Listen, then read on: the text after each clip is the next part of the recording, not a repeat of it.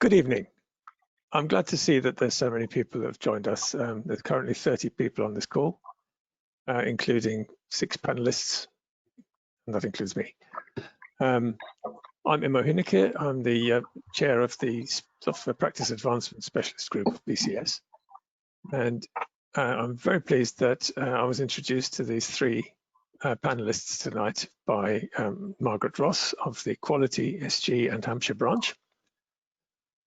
We've done something slightly unusual for both, I think, for all of these specialist groups and branches, in that we've got 3 speakers on the same night.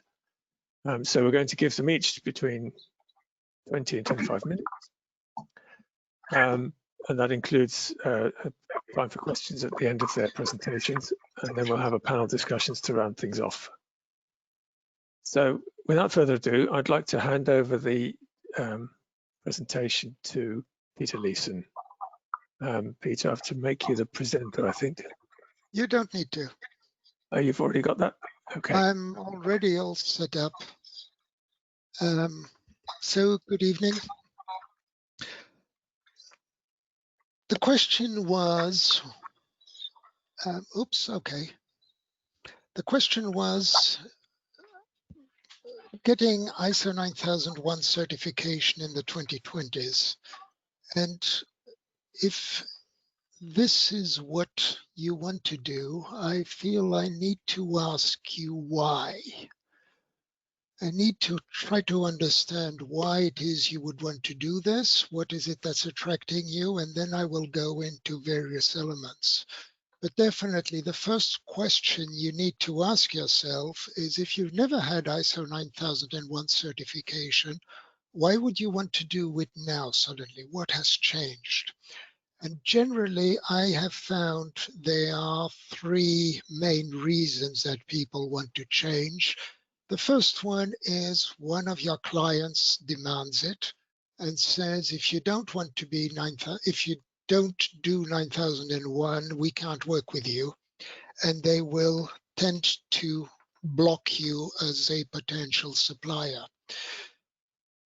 The reaction for many companies at that point is to say, okay, we're going to do as little as possible to satisfy the client that we have implemented the standard. But that's it, just do it quick and cheap. And in fact, you'll find out that trying to do it quickly and to do the minimum actually costs you a lot of money. The good news is you do get the contract signed, you do get the client, that's good news. In the long run, your client starts to realize that actually you're not delivering what you promised, you're not providing the level of service they would have expected from an ISO 9001 company, and they start talking about your reputation and giving you bad notes until your general reputation of your company goes in the bin. The second reason people want to do ISO 9001 is to advertise. We want to have the logo on our note paper. We want to have the logo on our website. We want to be able to show that we have it, but we don't really want to make the effort. And I'm sorry to say, I've seen companies like this. We'll create fictional documents, we'll train people to answer questions, we'll post-date evidence, we'll rehearse the audit, and even reward people who give the good answers and punish those who speak reality. It's horrible to say, I have seen it. And the results are probably more severe than you expect. Not only will your customers find out about this, but you'll probably end up getting into quite a bit of trouble. The third reason to do ISO 9001 is that you believe it can help you improve the quality of your products and services. You want to do the right thing. You're not interested in having a rubber stamp. You actually want to have the results. You want to see what comes out of it. That's the right approach as far as I'm concerned. That's the one that I want to talk about. Once you've got that in place, you've decided why it is you want to do this. we need to start looking into various aspects of the standard, what it actually means. I'll start with some foundational things. If you really want to improve quality, or if you want to improve process, if you want to improve culture, you cannot do this if you have not defined them. If you don't know what quality means, and most people don't bother defining it, you cannot improve it. Quality is something which is more frequently seen by its absence than by its presence. It's something people complain about. It's not something people design, plan, or measure. Quality for me is a mindset. It's part of your culture. It's a culture that understands and promotes quality at every step of your development and delivery activities. I define culture as the way people will act when management is not watching them. So what do they actually do when you're not watching or measuring them? Changing culture, adapting culture is an enormous challenge. Culture is an ecosystem where everything is related to everything else. Quality is established by the relationships and the interactions between people and products, between people and ideas and concepts. And if you want to change the culture, if you want to make sure you've got a culture focused on quality, it depends first and foremost on leadership. Now, because culture is such a complex thing, you cannot change it the way you want to. However, you can influence the things that are influencing the culture. And the way to approach this, of course, is good old-fashioned PDCA. I've combined on this graphic a number of different descriptions of PDCA or variations on them. The most important part is the middle bit: grasp the situation before you start, then determine what you want to try to achieve, how you're going to do it. Something that gets forgotten too often is engage in education and training. That is so critical, it is so important, and yet it gets forgotten. Education and training. Education means that people understand why they are supposed to be doing it, while training focuses more on the what and the how aspects. If you don't have the education, the training will probably not be very useful. The second thing you need to understand, originally ISO 9001 was very much focused on process. I used to be a process auditor. Process is not an objective. Process is not a solution. Process is just a tool to help you achieve the objective. So I was a process auditor working with CMMI. I decided this wasn't actually helping anyone. I moved to consultancy and trying to explain why process was needed, until I realized actually it's just a tool for something else, and started focusing more on the quality aspects and the culture related to it.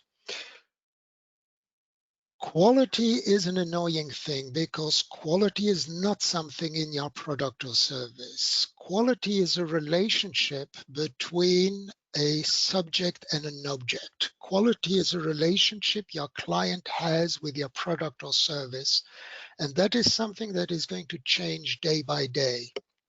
So your client will have a different idea of quality next week than today, depending on what goes wrong. Basically, quality is whatever your client says it is today.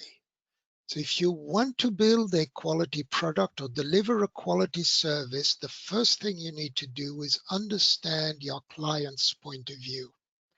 Most of our products are based on our own point of view. So we're above the product. We see the potential. We see what could happen. We think this is a good thing. Meanwhile, your client is underneath there in the fog, struggling day to day, doesn't understand your vision, and has a completely different view of your product. Why are they complaining? Because you don't understand what they are actually doing. The next thing that I want to talk about is the ISO proper. So ISO 2015 compared to 2008, it's an extension. There's some changes that have been made. If you have applied ISO correctly, if you've applied ISO in the spirit in which it was designed, in a spirit of continuous improvement and quality, should not be a big problem. If ISO has been used as a checklist to try to do things because ISO says you should, you're going to be in trouble. ISO 2015 compared to 2008 is first of all related to standardization. I know other speakers will be talking about this more intelligently than I do, but Annex L or Annex SL standard, it's the standard for ISO standards. It makes the structure easy. It makes the standardization of the structure. It simplifies the language. This means that if you have got an implementation of ISO 9001, and next to that you want to do an ISO 17001 or 15504 or whatever else, it's the same language, it's the same structure. You can understand the relationship, you don't need to invent things. In ISO 2018, context has been added, which is something necessary. You need to clearly determine and document the external and internal context that you are looking at. That means you need to have a good understanding of the needs and the expectations of your interested parties. Another thing that has been extended is the structure and the expectations from processes. You can't just get away with any old thing and call it a process. They are documented, they have got roles, responsibilities, controls, and more. This is the sheet I use in my rapid process implementation workshop, which clearly identifies all the different elements you would want to see, including the metrics, the verification, and the validation of your process while it is being carried out. And then there has been additional attention put on suppliers. So if you are outsourcing or purchasing processes, products, or service, you need to monitor them and control them with the same rigor as your own work. And this is where I see that there's a spelling mistake. My apologies for that. I shall take 1 point off my score. Key changes. There's room for changes. There are different things that have happened. I want to go over some of the key changes. You note my little joke here, room for changes, and I've put in a picture of changing rooms. The key changes in 2018 that make it a little bit more difficult and a little bit more useful, because I must say that I had my complaints about ISO 9001 in the past. There are three things without which you cannot succeed. The first one is leadership. And I mean leadership, not management. Managers are people you have to obey. Leaders are people you want to follow. The leadership is required, expected from top management. That is to say, the highest person in the organization whose role is to coordinate, direct, and control the organization. That person needs to demonstrate leadership. In other words, must inspire people to want to follow. The first thing we want to see is a focus on quality. In other words, a commitment to customer satisfaction. The quality objectives are clearly established. They match the quality policy. They are relevant to the need for conformity, and they are measurable and focused on improving customer satisfaction at every stage of the process. The second thing we need to see are policies. Policies are your constitutional law, and nobody is above the policy. So maybe I used the wrong picture here. Policies are at senior management level. Senior management is accountable, responsible, and follows the policies. And the policies are clearly documented, communicated, understood, applied, and available.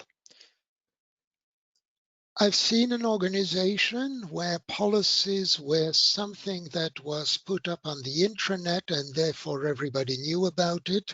That doesn't work. So you really need communication and make sure people understand and controls as to application of it. The roles need to be clearly defined. Roles with regard to quality process improvement. Authority needs to be defined. The resources need to be made available to actually do it. The integrity of your quality management system has to be managed and has to be the responsibility of an individual. The second key change is risk-based thinking. We want to continuously seek out risks and opportunities. I know there's been a whole discussion of this. I am one of the people who think that an opportunity is a negative risk. But okay, we'll say risks and opportunities that could impact the operation or the performance. So there is, at every level throughout the organization, an effort to look forward, identify, and report risks. Those risks are taken into account and resolutions are built accordingly. The risk-based thinking includes communication with customers at every level. So you want customers to understand the risks. You don't want to hide them. You want to work with them to resolve them. Continual improvement is expected. Just want to point out the difference between continual, which is over a long period of time, versus continuous, which means continuously without interruption, which is what Kaizen refers to. ISO expects continual improvement. So that means actively looking for opportunities to improve. Whatever process you deploy is wrong. It's missing out things. It includes redundancies. It includes failings. You need to work on this. You need to identify them. You need to thank the people who bring it up and do something about it. QMS, your quality management system, is under change management, is under change control, so that it is clearly understood what I need to do, what I need to implement as a new change, or do I continue with the version I'm currently using? Risks and opportunities are critical to continual improvement.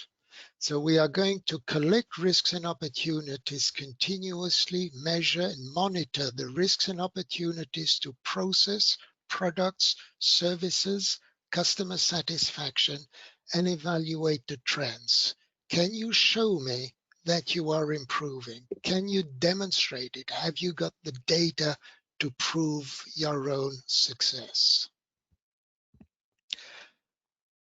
You need to continuously analyze and evaluate the data you are collecting. This comes at top management level. Top management is aware of the progress, is aware of the issues, understands the effectiveness of the QMS, understands how well plans are being implemented, the external stakeholders that might be affected, and top management is regularly reviewing internal audit results so that they can stay up to date and act upon those results. So that's basically what we are looking at.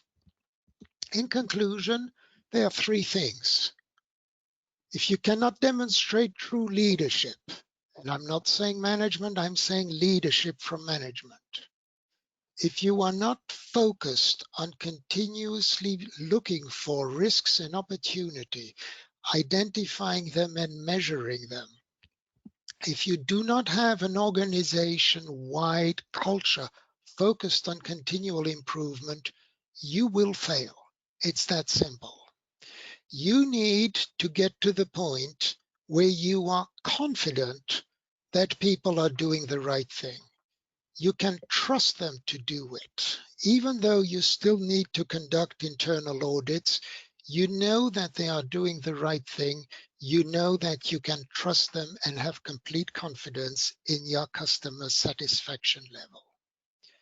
A culture focused on quality and on continuous improvements means consistent, coherent leadership, continuous focus, attention given to any opportunity to improve at any level, measured, demonstrated, and trusted processes, communication, staff that trusts management and management that trusts staff, a positive and innovative culture.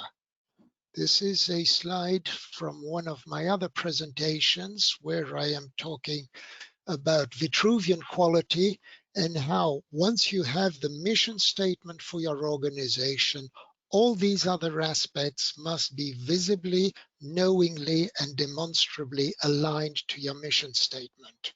That goes from your general vision at the highest level down to the tasks people are doing on a day-to-day basis. And that's more or less where I finish. So I will just leave you with recommendation to be successful. Focus on establishing a culture that is focused on defining, developing, and delivering quality. ISO 9001 is not a minimalist checklist. Thank you. And I have put a copy of this presentation online. If you are interested, I'm happy to share this with you afterwards. So that is all I had to share with you today. I hope that you found it useful, and I hope that someone is about to come on and take over from me here. Thank you, Peter. That was a brilliant lightning tour, and you've kept precisely to the requested timescale. We do have time for a few questions now, and Andy Martari was first in. He was asking, is ISO 9001 still relevant in today's agile software development? I think your answer was quite eloquent. ISO 9001 is again relevant. I spoke years ago. I was at a conference and we had the person who was responsible at the time for the ISO 9001 working group, who started off his keynote presentation with ISO 9001 is on the high road to irrelevancy. And it has got back to be relevant. I think the updates are extremely useful. If you'd asked me the same question 5 years ago, I would probably have said no. It's gone out, it has misunderstood. If you are focused on quality, if you're focused on delivering something, ISO 9001 is an extremely valuable tool, and I would strongly recommend it. Not for the audit, but for the points that I've just brought up, which are all from ISO 9001. I had a previous version where I referenced the numbers of each data point, but it's not useful here. I think we've got one more question that we've got time to answer, which is in the transition to ISO 9001 2015, were any previously gained ISO 9001 certifications actually removed? I think Paul will have the answer to that, and I see him nodding his head. So, okay, maybe that's you want to answer that straight away, Paul? We'll cut over to Paul, and thank you very much again, Peter. Thank you.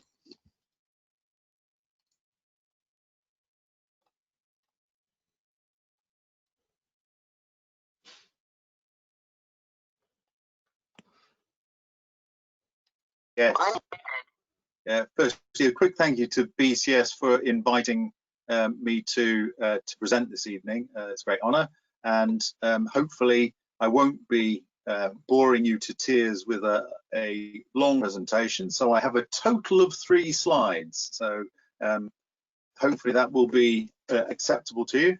I've also been asked to sort of hide my webcam, mainly because I have a time delay between the video and the audio. But as I sort of quipped before we went on air, I often think that's because I have the perfect face for radio. And because you can't see my face in the webcam, I'm showing you a picture of myself on the screen in front of you. Yeah, I'd like to pick up on that first question about the number of certifications to ISO 9001. As many of you are already well aware, ISO publishes an annual survey of users of all its management system standards, and ISO 9001 is still by far and away the biggest number of certifications out there to ISO standards. There is evidence that the number of certifications is reducing, but people shouldn't be too swayed by the headline numbers. So as I will be alluding to sort of later on in the presentation, it's not the number of people that go for certification that's important to us as the standard writers, but there are a number of reasons why people may have fewer certificates but actually are using ISO 9001 in a wider scope and application. So there's a lot in the certification sphere that means that you can have amalgamated certifications, group certifications that mean you're covering more people, but actually the numbers of certificates is reduced. So that's a point I would make.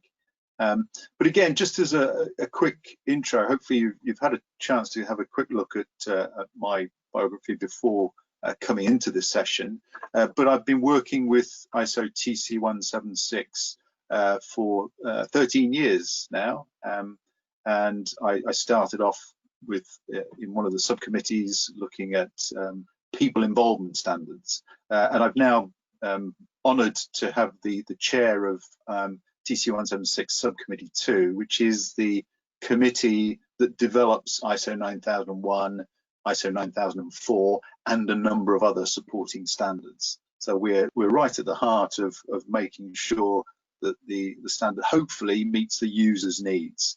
And again, if I may, a quick plug here.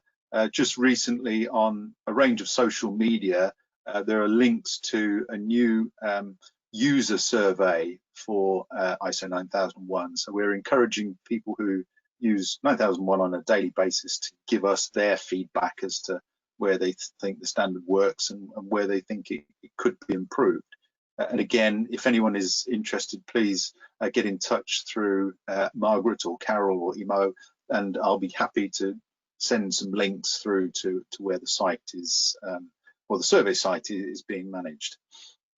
So yeah, first of all, when I was invited to make the presentation about passing the ISO 9001 audit in the 2020s, I thought, what am I going to have to talk about? Because to my mind, passing the 9001 audit in the 2020s is pretty much the same as passing it in the 1980s when ISO 9001 was first launched. But I do have a couple of points which I'll bring in a little bit later on, which I'll be interested in your feedback on. So yeah, the principle to satisfying ISO 9001 requirements and to passing your audit is to have an effective quality management system, and which was what Peter Leeson, my the previous speaker, was describing earlier. And I liken this a little bit to the driving test. So when you're thinking about getting your license and driving a car independently, the last thing your examiner or your your trainer will tell you is to think about the exam, think about the test at the end of it. They will tell you to get familiar with the workings of the vehicle, get familiar with the way you can control the vehicle, develop your skills, develop your knowledge to the point where you can pass the test comfortably. So it's developing the skills, developing the ability to a point where actually getting through the test at the end is a no-brainer. The examiner will not have a way of finding fault with you to fail the test. And that's the principle I always take into ISO 9001 audits. However, there is some disquiet out there about the ISO 9001 third-party certification system, which again I'll run through with you shortly. And part of my role is as chair of TC 176 Subcommittee 2 is to try and make sure that the standard is able to differentiate between, as Peter so eloquently put it in his presentation, the organizations that get quality, that really understand the requirements of a quality management system, and those that are just ticking a box to get a certificate on the wall. And I'll spend some time towards the end of my short piece talking about some of the warning signs that you can see when you're looking at the way organizations approach ISO 9001 and quality management. So let me just move down then to the main slide, I suppose, in my presentation, and the message that I really want to pass across. This is all about your quality management system. It's not about the audit. You know, if you have an effective quality management system, as I mentioned before, the audit is a no-brainer. And the model that I use, and there are many others out there, it's just something that I've developed over a number of years, is what I call the 4 Ps. So apologies to Philip Kotler, who's the marketing guru who invented the 4 Ps of marketing. So I've stolen with pride, shall we say, the 4 Ps for quality management. And I've described it in these 4 sort of simple principles. Customer satisfaction is our purpose. So there's a famous quote by Peter Drucker that says the purpose of the organization is to find and keep a customer. And that is what 9001 is aimed at. So from a perspective of what we are trying to do, it's all about identifying those customers, what their requirements are, and how we can satisfy them. And again, Peter previously spoke about the context of the organization. From a quality management perspective, the context is largely driven by customers and their requirements. There are supporting requirements, so legislative requirements, product safety requirements, commercial requirements out in the marketplace, but by and large, we're looking at customers. And the second point, and this is where I start to diverge a little bit from what Peter was describing in his earlier presentation, is the importance of process. So the principle that I've outlined is systematic process design and management. So as an organization, we look at those customer requirements and we look to see how is it that we're going to provide those products and services, that software development, the software support perhaps, that will satisfy those requirements, and how we're going to do that effectively and efficiently. And this is where, again, as a first commentary on the third-party certification model, we're starting to see some cracks. So organizations, after 15 years of the process approach, still do not get this. So you will look at an organization and they have processes littering their quality management system, but they do not get that end-to-end approach to satisfying customer requirements. And to my mind, that is the key to quality management. Again, there are plenty of other gurus who have spoken about this in the past. Deming in particular, Duran, Crosby, was saying it's all about understanding that end-to-end process to satisfy customer requirements. And then the third point so the principles described as the right people, right place. And as with any other discipline, so health, safety, finance, IT, you need people who are competent. And more than that, you need people who are able to carry out their roles and who are engaged in improving the systems that they're working in, who are putting forward their ideas. So the right people, right place. And then the final point is, at the end of this, the outputs have to be suitable. And how do we establish that those outputs are suitable? Right, well, we need to have some performance measures. And those performance measures should be our heartbeat, the vital signs that say we are on track to satisfying our purpose, which is customer satisfaction. Our processes are operating effectively. Our people are engaged and are supporting our processes. And if we have those performance measurements in place, we get that feedback that we need that shows that the systems are working for us. And as you can see on the right-hand side of the slide, that 4P model maps across to the plan, do, check, act cycle, or the plan, do, study, act cycle, whichever one you use, in a slightly different order. So it's more act, plan, do, check, but you know the same principles are there. And similarly, ISO TC 176 developed quality management principles. So I was fortunate enough to be part of a working group that sat from sort of 2010 through to about sort of 2012, looking at the, as it was, 8 quality management principles that underpin all of ISO's quality management standards to establish that they are still suitable. And the 4P model actually came out of some of that work. Similarly, if you are a CQI member, these map across to the CQI's competency framework. I'm sure they will satisfy the BCS membership requirements for members to be chartered members of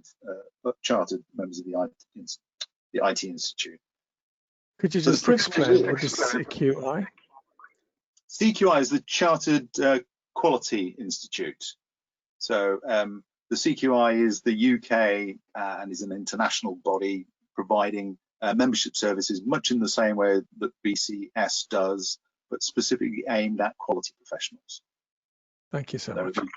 We're coming to the same point, but from a slightly different direction. So that's my sort of principal slide in terms of what your quality management system should do in terms of supporting the work of the organization. And as I say, I'm happy to come back to that and happy to share that with people outside of the presentation. Okay, now I did also mention that it's not all plain sailing. And there are some warning signs. So the bullets, as I say, I'm not going to read to you. You can see them on the screen. But we are at a place now where we cannot distinguish between organizations who work well with the quality management system and those who pay lip service. If you look at social media these days, you will often see posts from people saying, we have passed our ISO 9001 2015 transition audit with no observations, no non-conformities. Really?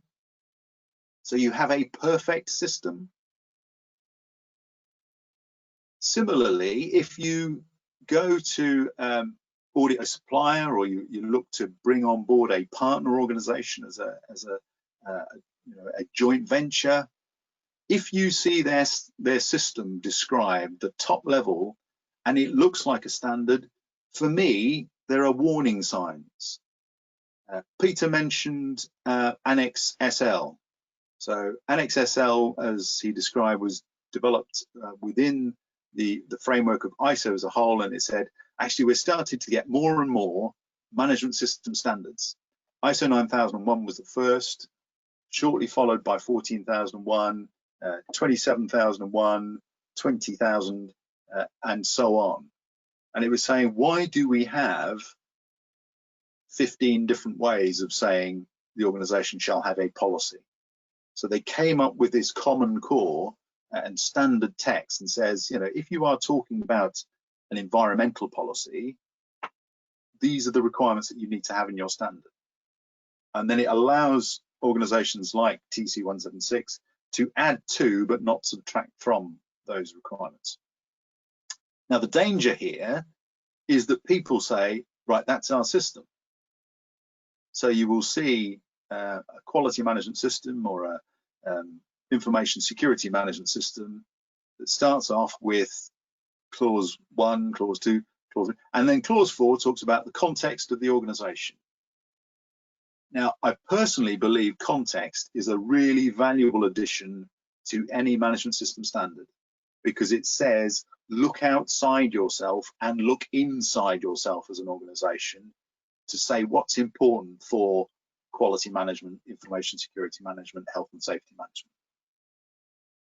But if you haven't been using the words context in your organization up to that point, it doesn't mean it now automatically appears in your documentation. So if you start to see manuals that start with clause 4, clause 5, clause 6, clause 8, operations, right, okay, that again is a warning sign for me that the company hasn't thought through what we're trying to do in the way of quality management, but is looking to follow the requirements of the standard. And that sort of brings me on to the third element here about insufficient challenge. And there's a little bit of a link back to the first point there about audits tell you nothing. And you know, if you have auditors who come in and are raising no non-conformities, there can be a number of reasons for that. So have they got the necessary competence to be able to test your system? Are they able to ask you the challenging questions that demonstrate, or that in your answers you demonstrate that you meet the requirements of your customers and others, the other stakeholders, the other interested parties? So if you don't have that challenge, then it's likely that your system will be a little bit of window dressing. Whereas as quality professionals, whether we're working for the or we're members of the BCS or the CQI, we should be interested in saying, let's put together a management system that addresses all of our customer requirements particularly, and other organization requirements that we have that satisfy quality for our customer group. And as I say, the concerns are at the moment that the market out there is for certificates and not for effective quality management systems. So back to, as a final point, the question that we are here as panelists to discuss, passing the audit for the 2020s is all about effective quality management systems. Okay, thank you. That was me. Any questions that I can field now? Yes, Paul. We've actually had quite a few questions during the session. I'll try and pick out the ones that we think we've got time to answer now, and the rest will have to wait for the panel discussion at the end. No problem. First one is really interesting, from Rüdiger Wolf. He says, what sort of measures might you use to establish that the customer's experience of quality is going in the right direction? Okay, that's a fabulous question. And there are a number of measures, and it's down to the organization to look at, again, this context piece. How do we compare with other competitive organizations? Because it may be that you can look at market share. So if we are in a competitive market and we are maintaining and growing our market share, that's a sign that we are satisfying customers and bringing new customers on board. But that can be deceptive, because if you are in a monopoly position, your customers don't have any choice. So market share is not an appropriate measure. One that I do like and I promote quite a bit is Net Promoter Score, if anybody's familiar with that. So you ask people a single question. So at the end of, for example, this presentation, on a scale of 1 to 10, how likely are you to recommend BCS to quality professionals working in software development, for example? And then the attendees rate you on that 1 to 10 score. And what it says is, if they rate you 1 to 4, it's a minus. If they rate you 5 to 8, it's 0 impact. So I can give somebody 8 out of 10, but it has no positive impact on their score. And it's only if you rate them 9 or 10 that it counts as a positive. So if you use that model, it's teasing out from your customers whether they really rate you. And you can use that as a way of driving sort of quality improvement through your business. I hope that answers the question. Again, happy to field any follow-ups. Excellent. We've had one question about clarification. If we go back to the slide about the 4 Ps and just context, is there a difference between the purpose and the context? Yes. So purpose comes out of context. So wherever you are in your marketplace and wherever you are as an operating organization, you decide from that where your purpose is. So yes, there is an element of customer satisfaction, but it may be, for example, that you say, well, we have internally a number of communications issues. Again, one of the points that Peter made in his presentation about cascade of requirements through to everybody within. If you recognize that you've got those issues, as part of your purpose, you will include communication through the chains of the organization, and maybe some participation of people in that strategy development piece to enable you to get to that final purpose that you're aiming for, which is the customer satisfaction. So it very much drives purpose, but context is wider than purpose, but purpose perhaps is higher than context, if I was going to summarize the two. Again, hopefully that answers the question. Yeah. Thank you very much. There's more questions, but we'll save them for the panel discussion at the end, because I'm very keen to hand over to Carol Long now. Okay, and Carol was originally scheduled to be a panelist on this, and was then supposed to be replaced by somebody else, but she has now kindly agreed to come back to us because that other person was unavailable on the night. So I'm going to make her the presenter. And over to you, Carol.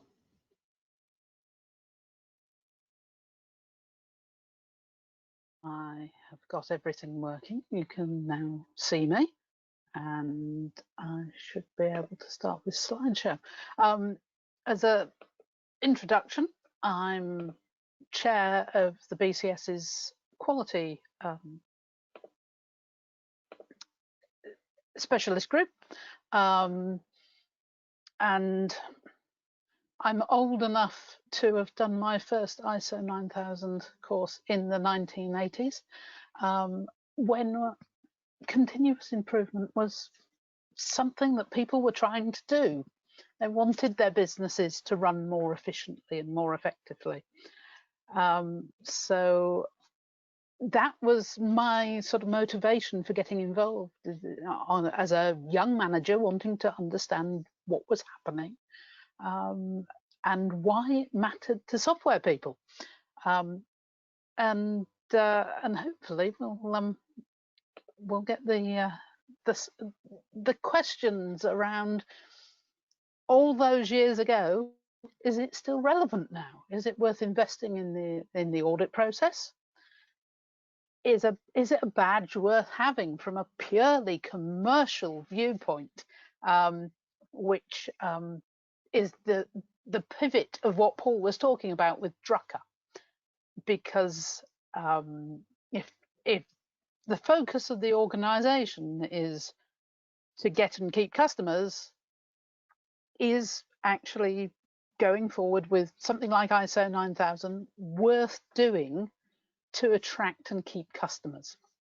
Now, if I'm honest, personally, I've always believed that's so, because the more reliably you can serve customer needs, the more reliably you'll gain customers and keep them. So what does a defined ISO 9000 compliant process do for a business? Well, we've heard from Peter that it embeds process improvement. You've got metrics and measures, and you're monitoring the context so that you can look at what your customer wants. You've also got embedded within the culture of quality the recognition that the customer is the focus. And I know one of the questions from earlier on in the evening was, with the rise of Agile, is ISO 9000 still relevant?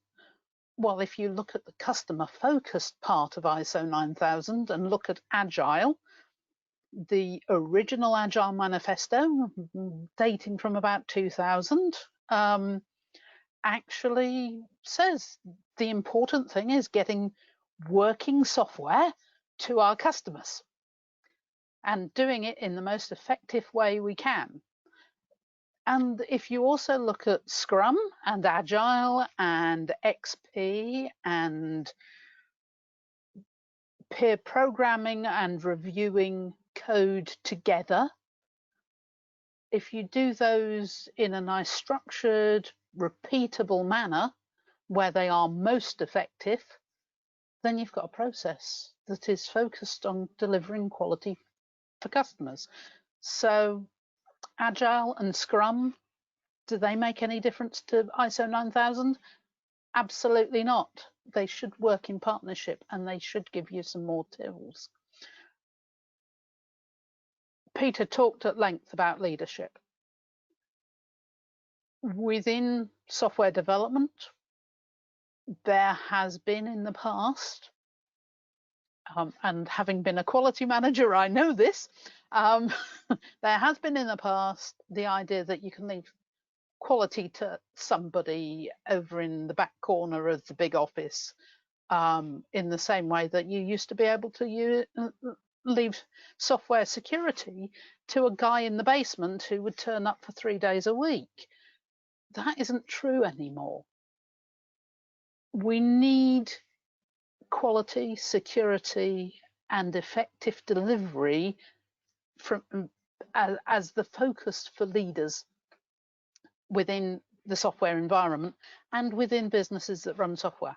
And the best software houses recognize that and have invested in quality and have invested in not just testing their software, but processes that help skilled, engaged members of their development teams, whether that's your business analyst or your embedded system coder and software engineer, to be engaged and to be supported by ways of working that are defined, understood, and that they're well trained in. Because the process approach is really there to guide trained people. It's not a checklist for an apprentice. It's an aide-memoire for a master. And if we look at all the efficiencies around software development and who is the most productive software developer, it's that person just on the edge of mastery, just striving to do new stuff all the time. They don't need to worry about which form to use. It should be obvious. They don't need to worry about what's the process to hand this problem on to somebody to do some additional work. They don't need to know how to find the account manager for their customer, because it should be a well-defined relationship. These sorts of processes need to be in place. And those relationships within an organisation. In defining your process, you're defining the roles and responsibilities clearly, so that turf wars that can happen in some software teams, that I'm sure many of the people who used to do the coding jobs I used to do, who are sat on this call, recognise about where the handover is between an early requirement and a signed off requirement to be written up, and where the dividing line between looking after the customer and looking after the product is. Those things can cause real tension in software organizations, and it's very wonderful when they're well defined, well understood, and you can work together as a team, because that's far more productive. And if you have good compliant processes, all of those little things get thought about. But as Peter says, you need to make sure that you worked on the leadership side of it to get that. And then, of course, there's the social proof. And the social proof is the certificate. And frankly, that's probably a tiny little piece of running this process within your business, because it's a small event within the business if you're really focused on business improvement and you're really focused on the customer need and the customer requirements. The idea that you have an external auditor to wander in, look at one or two key pieces of work and say, actually, yes, that's a sensible process. But have you looked at? Because that actually, although auditors aren't supposed to be consultants, those questions of challenge are the things that help managers and leaders and people who are owners of particular processes think about ways of improving what they do that aren't obvious from the trends, that aren't things that are coming up as part of doing business with customers. They're things that come in the door with an auditor's expertise and knowledge.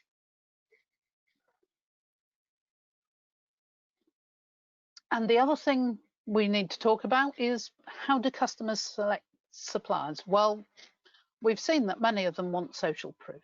They want good references from other customers. They will, in some cases, say, you don't even get on the short list for this tender unless you have the right badges ticked in the right way. So they want that social proof. But more than anything, what they really want is effective processes, reliable products, predictable services. They want the staff working around them to make them feel loved, cared for, and valued as customers. So enabled and engaged staff are more likely to keep customers, and giving those staff the tools by training them and giving them processes they can work with can actually make people look and behave impressively to your customers. And that's worth doing. They also want effective leadership. We've spoken about that 3 or 4 times now. I'm not going to repeat ourselves. They want a reliable and stable organisation. Now, financial accounts can tell you so much. Retained customers and predictability of behaviour from an organisation is more likely to speak to a customer about whether you're a stable organisation. For them to risk, let's be honest, when you're putting software into a customer organisation, chances are they're building their business on it. So they're more likely to risk their business if you can show that you have the processes to manage their needs and look after them when things don't go according to plan, because you're going to be there and reliable and stable, and you've got the processes to deal with the bad moments. And that builds customer loyalty. So from a business point of view, to be able to say, look, this customer had this problem, we were there, we've got the processes to do it, we just implemented those processes, go and talk to that customer. That's going to win you business. and that's worth doing, because as a software developer, you're either developing product or you're working within an organization and you desperately need your suppliers with the software you're trying to integrate to work well together. And stable, mature organizations tend to do that a little bit better than those who are muddling through based on whatever the current problem is at the moment. The other thing that customers do when they're selecting suppliers is looking at predictable pricing and value for money. And if we look at the financial reasons for business improvement, why do you want continual improvement? Well, you want to reduce the waste. You don't want to spend money on fixing things. You'd rather have good product. That if we go back to Sem Kramer's economy of software development, we all know that it's much cheaper, much more effective to find the problem with the software earlier in the software development cycle, whether that's agile iterations and find it in an earlier iteration, or whether that's a waterfall approach where you find it in requirements rather than in testing. And that helps bring cost down and make the organization more effective. And therefore, the opportunity for better pricing for the customer and value for money in that, you've got more margin to look at. So that's one of the reasons why it's really important to make sure that the quality is thought about early on, because it builds in levers to gain and keep customers. And we are talking about the 2020s, and this is the first year of the 2020s. So what's different in our current situation? Well, that's a really interesting thing, and I've spoken to a few auditors now and a few organizations who have been audited. And the organization is finding their managers are having to put more effort into balancing empowerment and the decisions that remote workers can make, and control and direction to make sure they're going in the right direction and make sure they're doing the right things for the overall tactics and strategy of the business.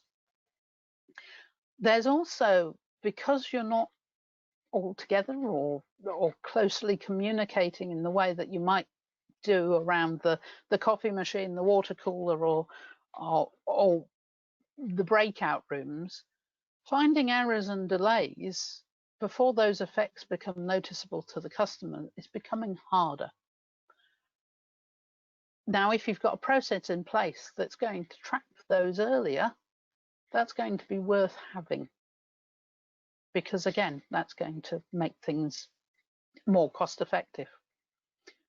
The other thing that that managers are finding difficult is those who are struggling or need mentoring in their roles, the people who are beyond the initial training but aren't quite at mastery yet. The old apprenticeship idea, and to use a very sort of northern or Australian term, sitting beside Nelly, sitting beside the person who really understands the job and just being with them and working alongside them in a paired programming type of way. It's virtual now. It's much more intense, therefore, because you've got people staring at each other through a camera, and therefore the meetings are shorter, and therefore you're not making as much progress. So organizations are finding the current situation quite hard in some cases, way beyond anything that is around financial survivability. It's about operations and involving staff. For the auditor, lots of remote auditing is happening at the moment. Online questionnaires. As Paul alluded to, it's very easy. If you are in an organization that wants to be cryptic about its real processes, to present an auditor with a best case or fudge a few things, or provide training records that make it look as if the training has been applied in the right way, even though the training was totally inadequate if you talk to the people, because who you can talk to can actually be managed and limited. So it's possible, even more than it ever was, to hide the truth from the auditor. And that means the auditors have to work harder.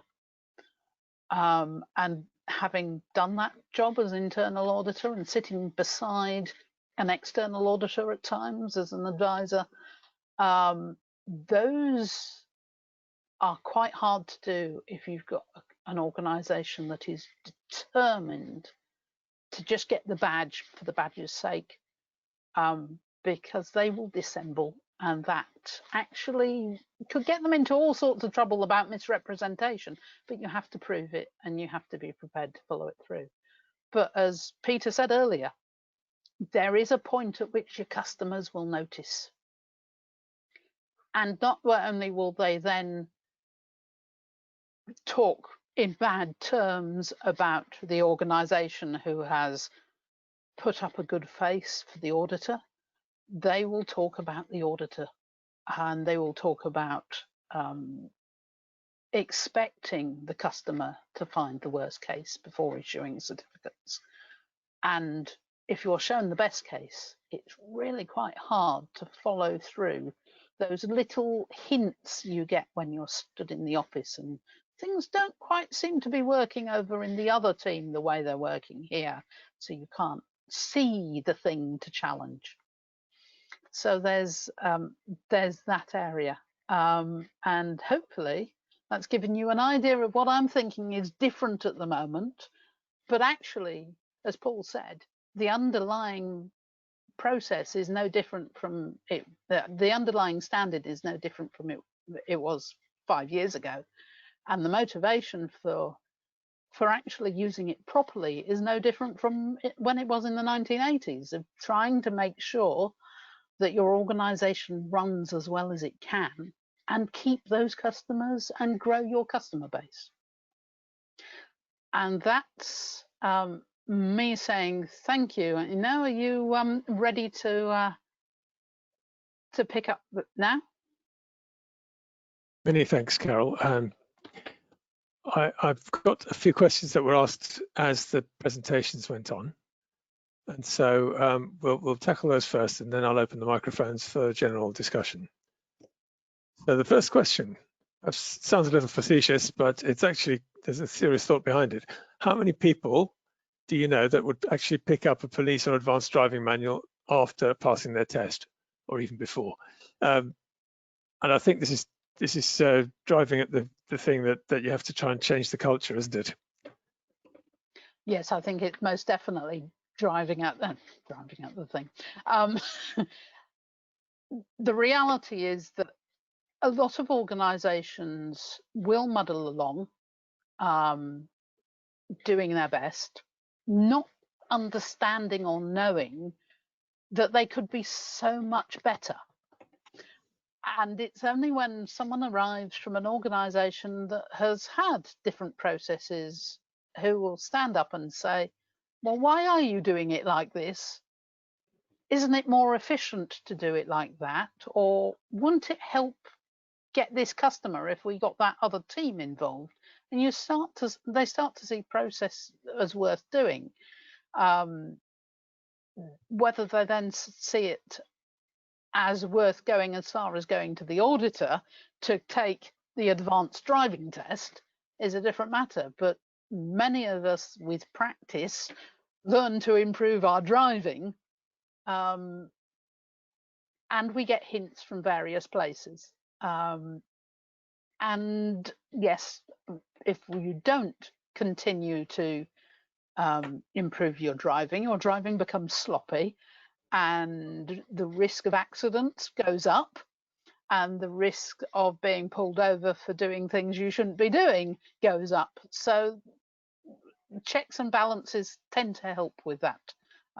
But it is a case of culture and will. And if the senior leaders really aren't interested, there's nothing that's going to change that at all. Okay, great. I'd like to bring Peter Least back to the discussion because I think he's got some thoughts about culture.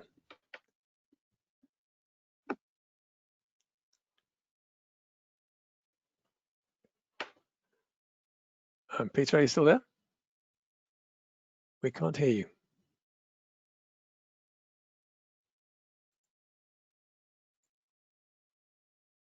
Okay, I am unmuted. Okay, there we go. Yeah. I just want to bounce off something that Carol just said, coming back to a few items. Whatever business you are in, whatever products you are building, whatever services you are delivering, the only thing you have to sell is your quality. I can find the same product somewhere else, and I can probably find them cheaper. And the difference you make is the quality, and you need to define what that means. So for one organization, quality might mean I want to be the cheapest on the market, or I want to be the first on the market, or I want zero defect. Those are very different variations, but you need to define that in order to make a difference, because we're in a global world. Everyone's, I don't know how many ISO 9001 auditors they are, but why would I choose one over another? And that's where you need to bring something in. And that's what your reputation gets built on, and that's what your customer retention gets built on. But you had a question for me, Imo. Yes, it was basically about promoting that quality culture internally. Yeah, coming back to the driving question, I'm sure that there are quite a few people online here listening to this who know that for a couple miles per hour, you get sent to spend a day learning about the dangers of speeding. It can be fun, it can be tedious, but it definitely makes you unproductive for a day. Quality is so fundamental. It's so critical, but the issue is people don't define it. People don't say what they mean. I'm looking, there was a question that was asked to Paul about the difference between two of the P's, Context. and I'm trying to remember what. Context and purpose. Context and purpose, okay? Purpose for me is part of your mission statement. It's defining what you want to do. I want to feed the poor. I want to provide a place where people can keep their money safe. I want to bring the world together. Whatever it is, you have got a purpose statement, and the context is identifying what are the things that are putting that in peril. And that's why we talk about suppliers, because your suppliers are people who are directly impacting the quality of your product, but you are maintaining responsibility for that quality vis-a-vis your customers. So if you don't manage your suppliers and they produce bad quality, you will get the bad reputation. And a bad reputation today in the age of Twitter goes at the speed of electricity around the world. So it's something to bear in mind. Great. Thank you very much for posing that question. May I Paul, quickly come back to something Paul said, because I think I misspoke just now, and I want to make sure it's understood correctly. I said process is only the tool. I am not downplaying the process. Process is critical. The reason I said process is just the tool is because I have seen too many companies insisting that staff follow stupid, bureaucratic, idiotic processes. Okay, the objective is not to follow the process. If the process is the wrong tool and doesn't work, don't use it. Improve it. Change it. Create a better one. Okay, Paul, sorry. Yeah, that's okay. And again, that's procedure, not process. So, you know, back to the question about the highway code and advanced driving. You know, if we were examined once or twice a year, we would go back to the highway code, and we would probably spend a bit more time and effort on improving our driving to make sure we don't fail. But nevertheless, there are organisations out there who don't need an examination to focus on improving themselves, and those are the quality organisations, as far as I'm concerned. They see the benefit for their organisation and their future survival by trying to keep ahead of that curve and trying to improve their processes just so that they're satisfying customers. So, you know, there's a lot that we can do with the standard. For example, I mentioned in the introduction that TC 176 Subcommittee 2 publishes ISO 9004, and it is one of our sources of great grief that most people aren't aware of it, or certainly don't use the standard, because that tells them, or it gives them guidance as to what a quality organization looks like. So, you know, you can have your 9001 certificate, but actually if you want to really improve, have a look at 9004 and follow the guidance that's in there. Again, it's generic, so you have to adapt it to your own organization, but there's a lot in there that you can do to take your organization forward. Mm-hmm. I hope that answers. Thank you. I'm keen to change the subject slightly, and we'll come back to this one in a minute if we have time. But Adil Fatal Rahman has asked, how is ISO 9000 relevant to quality management in educational institutions, when you know that there are already many QMSs that are directed at educational institutions? Who'd like to tackle that one? Okay, I'm happy to answer, but We'll Paul answer seems that one if I may. Yeah. Well, interestingly, there is a new ISO standard for quality management in an educational environment. So we've got effectively a sector scheme that picks up 9001 requirements and then adds to it a number of education-specific requirements. So they've looked to the generic requirements of 9001 and added in, you know, specifics. But to my point, the requirements of 9001 are equally applicable to a school as to a software development company or a nuclear waste processing company. You know, the principles of leadership, of customer focus, of managing your processes, competent people, they all apply. that might actually be considered in some cases as the weakness of ISO 9001, is that it is generic, which allows it to apply to everything. But then I'm in software and I want to know, what does this mean in software? And I need additional information. But as Paul said, read through the whole thing, not just the 9001. Read through the 9004 and so on. It's a full product. It's a full system. And if I can add to that,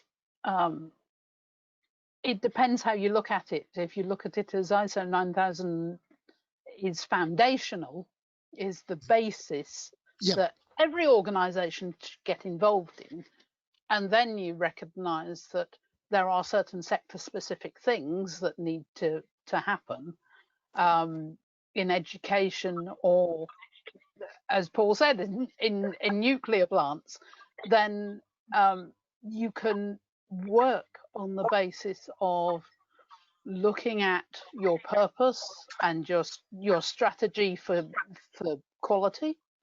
In the education sector, a lot of that is defined about whether you are a regulated educational provider or a non-regulated educational provider. If you're regulated, your definition of quality has been written for you, because otherwise you can't conform with what your regulator wants. Whereas you have more flexibility elsewhere. And it's understanding that you can have both organizations, regulated and non-regulated, can have very similar processes. It's just the detail that is applied that's different. Yeah. this is the beauty of the new context piece. So what that says is, as an organization, you need to look outside at your market and you need to look inside at your processes and decide what your quality management system looks like. So if you are in the education sector, one of your interested parties is going to be the regulator. So, you know, the Ofsteds of this world, you will have to take into account all of their requirements as you design your system. Similarly, you've got interested parties in the form of students, the parents of students, the board of governors. All of those requirements you need to take into account and then design your quality management system to satisfy, in balance, all of those interested parties, those stakeholders. And it's the same for, you know, well, actually a classic case was automotive industry. Like Carol, I did my first lead auditor training course back in the 80s, and I was a third-party auditor going around auditing companies to ISO 9001, and if they were in the automotive sector, I knew that their customers had a specific set of requirements, so I would audit against those requirements because they're called up in the contract. Where we went a little bit awry was we started putting people who were local to the company but who didn't understand the requirements of the sector. So, you know, in much of ways, I've seen a couple of questions on the chat about, you know, ticket and CMMI. You know, if you are in that space, those are requirements typically that your customers ask of you. So your auditor coming in should be competent to ask you some challenging questions around those requirements. And CMMI is compliant with ISO 9001. If you do what CMMI says, you'll probably satisfy an ISO 9001 auditor. The same with Ticket Plus.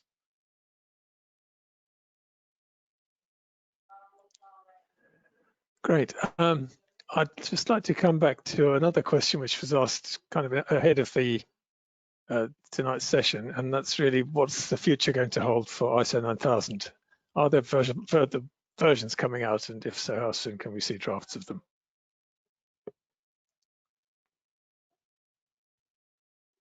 It took me a little while to get my unmute button.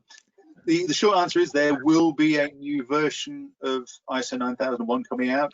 The other part of that short answer is we don't know when it's going to be, and I'll explain that. I think on the chat I put out a link to a survey that's ongoing at the moment where TC176 is going out to users and saying, is there anything you think needs to change in 9001?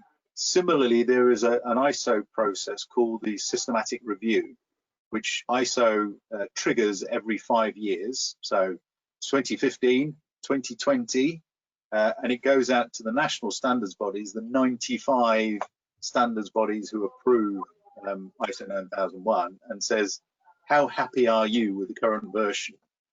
And they have 3 options. Confirm, which means, yep, it will now be ISO 9001 2015 for another 3 years. Amend, so yeah, we think it's still okay, but you need to make some changes to it, or delete. So they could say, we've had enough.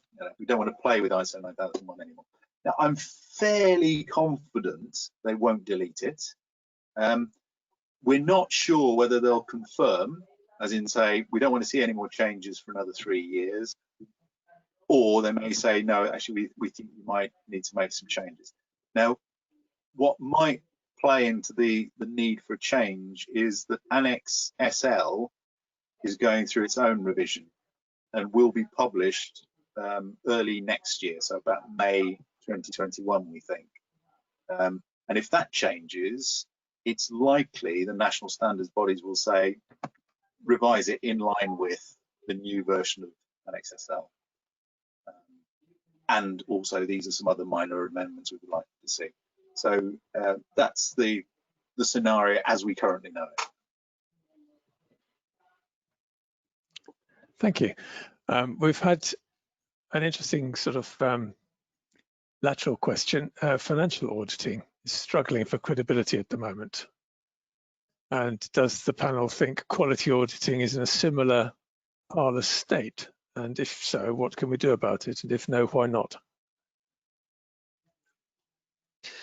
depends what you are looking for when you have an audit. For me, it is critically important, whatever you are doing, to have regularly someone external, independent and objective coming to have a look at what you're doing and say, you know, you're wasting a lot of time and money on doing this. You could do it somehow differently, and just identify the failings of the system. From that point of view, I think the requirement to have a regular audit can be helpful to say, have an independent look at it and an authoritative look at it. It's not the same as having a consultant coming in and reviewing your stuff and making suggestions, but it's a question of coming in and identifying the failings of the system as it stands today. And of course, the audit is important if you want to advertise the fact that you've got ISO 9001, which most companies do. Even if you doubt the benefits you're getting it, you don't want to be seen as the company that doesn't even have ISO 9001. Well, there's that. Even, top professional sports people have coaches that continually monitor how they're performing and help them to improve. Does the auditor have that function as well? Yeah. Can I just come in on the financial audit part of that question? Because the third-party certification model is very similar to the financial audit model, and a lot of the audit qualifications and the competences are driven by that same model for financial auditors. But it's worth remembering that financial audits came from, a statutory obligation. So, you have to have a financial audit if you're a company of a certain size to show that you are still solvent and, you are likely to be able to continue to trade for the next financial year. So it came from a different requirement, but essentially the customer requirement for ISO 9001 certification is similar. So it's saying, before I trade with you, I want to have some confidence that you are able to capture my requirements and deliver me the products and services that I want from you. And I want somebody from outside to come in and confirm that. So that was the sort of the parallel with the financial model. Now, it was interesting listening to a couple of the earlier comments, because one of the requirements in financial audit is this independence and impartiality. So you cannot go in as the auditor and sign off a set of accounts if you are also recommending that they squirrel away a few million in a Swiss bank account. So that was a similar parallel. And it's the same on a third-party ISO 9001 audit. You should not have an auditor coming in and suggesting you can carry out a process in a certain way. They can ask you if you've considered a particular process, but that's it. Because if they come in and suggest that you carry out an activity in a certain way, you then change your process to reflect that, you may actually have gone backwards, but the auditor will be happy and they'll be signing you off. So that impartiality question is lost. And similarly, if you do not recognize the business well enough, you can be forcing them to make themselves worse. So that's one of the reasons why the impartiality issue is there for third-party auditors. And it's one of the areas where we feel third-party audit is now weak, because the auditors are seen to be value adding. No, you just assess what you see in front of you and you report back on what you see. That is your job. You can do it in a nice, friendly way. You can be helpful in terms of explaining what concerns you have about a system, but you're not there to add value. You are there to report back on what you see. Thank you for putting this straight on there. Yeah. The need for that independence is vital, because although you, as an auditor, you bring in lots of experience, this thing around context, and Peter has mentioned it 2 or 3 times now, you have a context, but you also have a strategy to meet a market.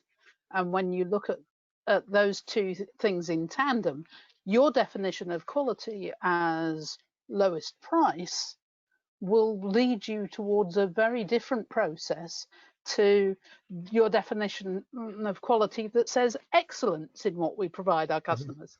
And those two things are not something for the auditor to do or to decide upon, but it's something that the auditor might turn around and say, if you're going for a low cost option, why are you doing that process that way?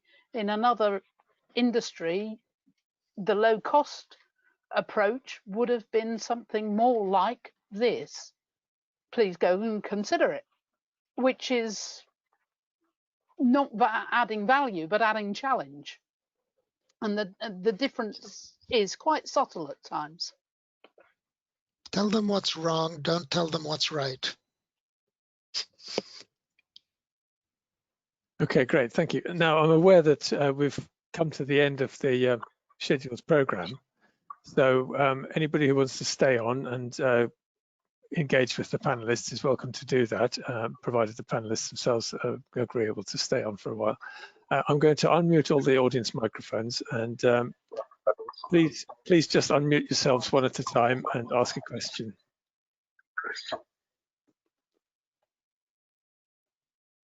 How many people have just been unmuted? One. Who is that, me? Yes, indeed, Stephen. How you doing? Yeah, I'm the man with the driving question. Okay. Okay. So, Paul nods there because he knows who I am.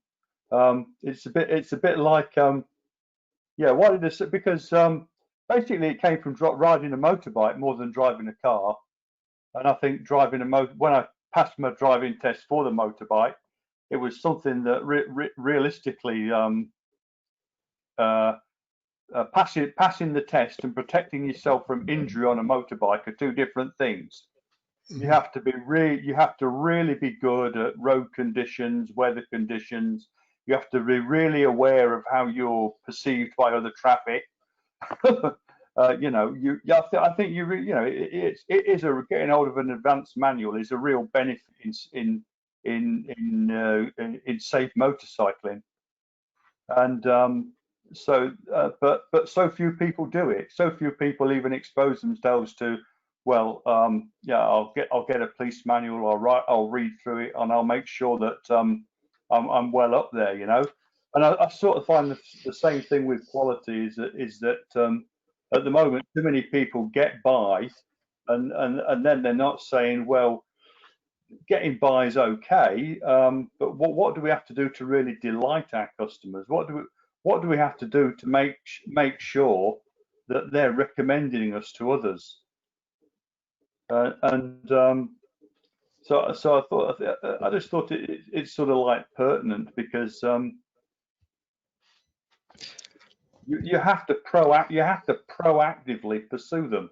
You have to proactively pursue your mission for your company, and I don't think it's something you can just pick up by being a bit better as you go along.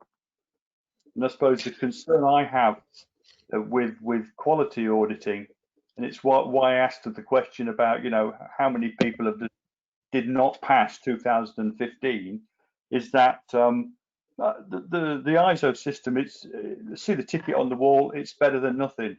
But I suppose in my heart, I would like it to have teeth.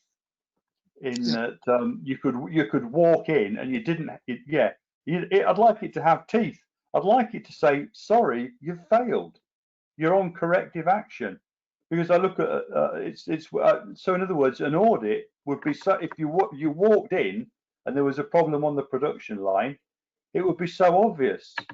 The people would have pulled together, that have got their little board, that have done their formal problem solving. The managing director would know about it, and he would know that there would be a review at lunchtime at the end of the, you know, you just have to watch it and it would be obvious. And I've been into some places that can do that, and I've been into, you just have to watch. I've been into some other places where Even if you were an expert in getting blood out of a stone, you would barely get anything out of them that was worth having. So it's I think Paul put his thumbs up, and I'd like to see it have almost some sort of legal. It's bordering on legal, but no, it has teeth. In other words, you have to be good to get it, and if you don't maintain that goodness, it can be taken away. That actually leads us quite nicely onto some of the other questions that are still on the list. I can combine some of these. How to roll down a perfect QMS into the software development lifecycle when the project teams are not keen to read the bulky QMS manuals, and also, very much more pithy than that. How is the best way to change the culture quickly? You don't change the culture quickly. You take time to change the culture. You facilitate changing the culture. You identify the things that are influencing the culture, and you influence those things. There's not a quick way. I've got a presentation somewhere, which I'm obviously not going to share with you now, which is how to design a culture for innovation. But you need, as the previous person was saying, you need some level of resistance to complacency. When I was an auditor, a CMI auditor, and I went into organizations, one of the first questions I used to ask the person at the top, the senior manager, is what do you see your business doing in 5, 10, 15 years' time? And a majority of them were quite happy that things would just continue the way they are and everything is going to stay the same. I said, sorry, but your competition is catching up with you. You need to change if you want to stay in the market. And there is someone somewhere who's about to invent something that is going to make your work and your business redundant. Don't know who, don't know what, but someone's busy coming up with a solution, AI, robotics, and so on, that is going to kill off your business. Are you ready for this? How do you justify your existence? The methodology, nobody wants to read a thick QMS book. And if you are busy being given a thick QMS book and saying this is the way you work, throw it away because your quality manager or whoever wrote it hasn't understood it. You want to work with the people, you want to identify what it is, you want to coach the people, you want to guide them and educate them. We spend too much time training people, not enough time educating people. If you educate them into why this is important and why they have to do it, if you put in place the internal audit that identifies the problem and says, look, it's not just that you saved 5 minutes by not doing this step in the process, but you've actually created a headache for whoever has to fix this product in 2 years' time and will have no documentation. Just get them to understand why this is. And if you cannot explain why something is in your process, it probably shouldn't be there. But I think I deviated from the question, but I'll hit my mute. I'm going to wait Great answer. as a software person. The reality is, if there is a QMS being rolled out and imposed on software people that has been written by a quality person, it's not going to work, because what happens in concept in software development is quite dry and logical, but what actually happens to solve a problem is quite creative. And what you end up doing is looking at the people who are expert in this and asking them how they would best approach it, given that in a year's time they may be coming back to somebody else from their team's work and they won't have documentation. How will they know what this piece of software does? So the reality is You can work on it. Yeah, one of the big mistakes in the software Yeah, industry is referring to it as software engineering, when actually they're mostly artisans, not engineers. I don't agree with that one.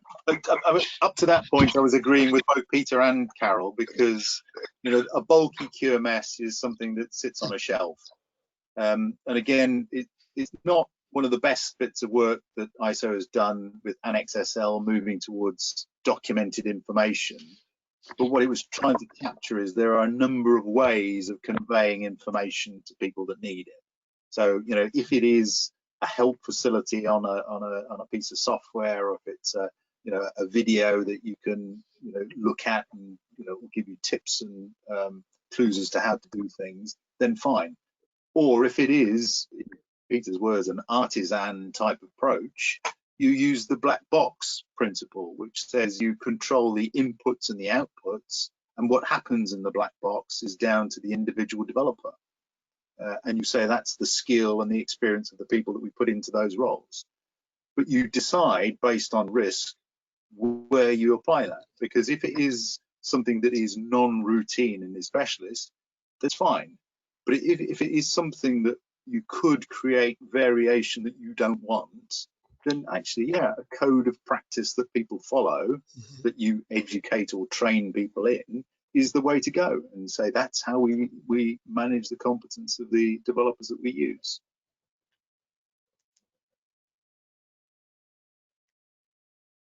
Great answer, thank you.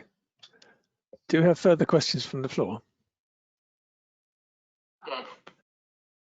No. Very good, thank you. Thank you very much, Stephen. Well, there's a couple more questions that were written. Pauline Burke writes, Peter said that a weakness of ISO 9001 is that it's too generic, but I don't agree. The process of designing your QMS to conform to ISO 9001 is a learning process for every organization, and the process forces you to identify the risks, the interested parties, and the processes involved, among other things. It is seen as a weakness. I don't think it is a weakness. It is a foundation. Yeah, I mean, I use something that's probably quite traditional, but the 10 commandments, each of them is a very simple statement, but actually complying with those commandments is a fairly complex issue. So thou shalt not steal. Well, actually, if my family is going to die, is that so you have to design your way of working around satisfying the requirements, but it doesn't mean it's an easy. A simple statement is not an easy thing to implement.